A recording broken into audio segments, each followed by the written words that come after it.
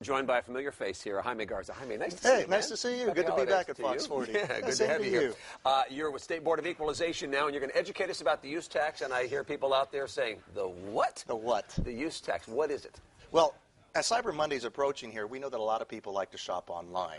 And use tax is very, very specific in terms of buying products from out-of-state retailers on the internet or through mail order. So I'm going to try to simplify it for you. It's like a sales tax, essentially. It's exactly like a sales tax. Yes. And I think that's the confusion. So use tax is like a sales tax, and it's charged on purchases that you make from out-of-state sellers or the internet or mail order on items that you plan to use, there's the use, here in California. It's been in the news a lot the last couple of years. I know we harangued with Amazon for a little while about that, and they weren't collecting the use tax, but they are now, in fact, for the most part, big outfits are collecting this use tax and paying it to California. Well, I can't talk about specific companies because of taxpayer confidentiality laws, but what I can tell you is that last year, AB 155, Assembly Bill 155, was enacted. But it's very specific as to which out-of-state companies need to register with the state of California and collect use tax. Okay. So here it is. Number one, they don't have physical presence in California.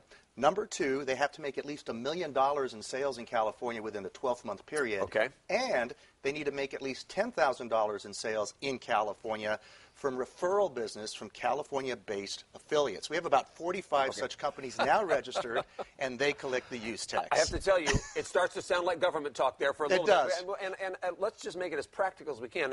Somebody's watching this right now. They don't own a company, but they're going to go online and buy something. Right. What's it mean to them? Let's go down to the consumer, because that's what we're here for. Okay. If you're going to buy something online this holiday and you check out, especially if it's online or mail order, look at your receipt and look at that line that says tax. If you weren't charged tax, then you likely owe use tax. And we've made it really simple to report. And I think that's really part of our strategy here, is when you fill out your income tax form this year, you'll see a line item that says use tax. Now you know what use tax is. It's like sales tax. But what we've done is we've created a lookup table. So all you have to do... In fact, I'm going to say pull up the website, because I was looking at it, and I went and looked at your website, and there it is right now. It's like a use tax estimator. Exactly. And you guys guess, based on your income, how much you're likely to have purchased online. Exactly. If you're a non-business and you've made a purchase under $1,000, you take a look at what you're seeing here on screen. You look for your adjusted gross income. You see the item, the amount to the right. You put it down on your income tax, you've paid your use tax for the year. Or you can go to our website, boe.ca.gov, and you can download a convenient mobile app. So you buy something, you can go on that mobile app and pay as you go, and you're done with use tax as well. We're friends. I have to ask you this. Are people really doing this? Yes. Really? And let me tell you what happens. Here's what we find out, Paul. It's truth here. When people understand what it is and how to pay it, people say, oh, I get it. When that use tax lookup table was implemented, it doubled the amount of money that people actually reported. But understand something. The reason we're here today is that California faces a $1.1 billion, with a B, billion-dollar use tax shortfall.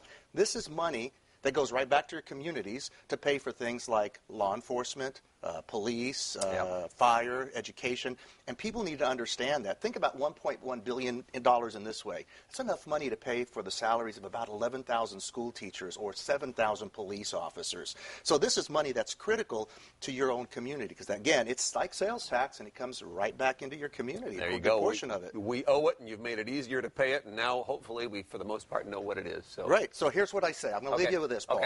So when you're shopping online this holiday season for your friends and family, look at your receipt to see if you were charged tax. If not, you may owe use tax. And then pay that use tax and look at it as the gift you're giving back to your community to provide vital services that sometimes we take for granted. And it's not much. So, it really is. Jaime, thank you very much. Good to see you, Paul. Anytime. Happy holidays to you. Nice to have you back in the building. Bethany.